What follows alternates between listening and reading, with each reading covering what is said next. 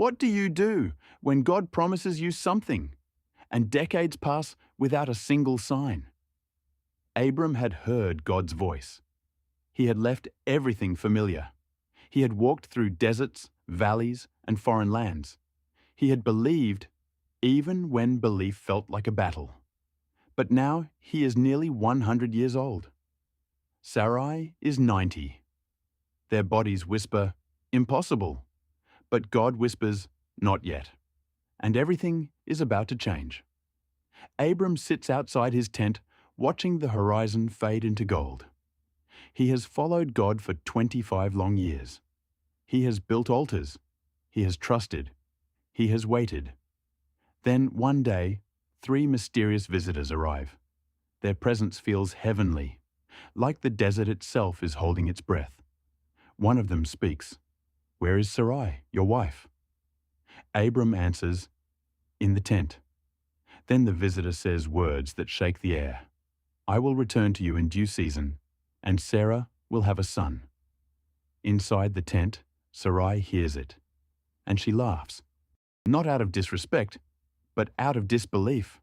A tired, aching laugh from a woman who has carried disappointment for a lifetime. God responds gently, "Why did Sarah laugh? Is anything too hard for the Lord?" And in that moment, something shifts. Hope flickers again. The impossible begins to breathe. Before the promise is fulfilled, God does something symbolic, something prophetic. He changes Abram's name to Abraham, meaning father of many nations. He changes Sarai's name to Sarah, meaning princess. Their new names are not just titles. They are destinies. God is rewriting their identity before he rewrites their reality. Abraham looks at Sarah with new eyes. Sarah looks at Abraham with new hope. And heaven prepares for a miracle. The desert morning is quiet. The tent is still. Then, a cry breaks the silence. A baby's cry. Abraham rushes inside.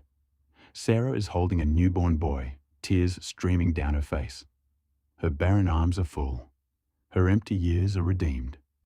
Her laughter is transformed, no longer bitter, but joyful. She whispers his name, Isaac, meaning he laughs. Because God has turned sorrow into laughter, waiting into fulfillment, and impossibility into life. Abraham lifts Isaac in his arms. The child of promise, the miracle of God, the beginning of a nation that will bless the world. Isaac's birth teaches us powerful truths. God's promises may take time, but they never expire. Delay is not denial, it is preparation. God often changes our identity before he changes our circumstances. Faith is choosing to believe even when your situation says otherwise.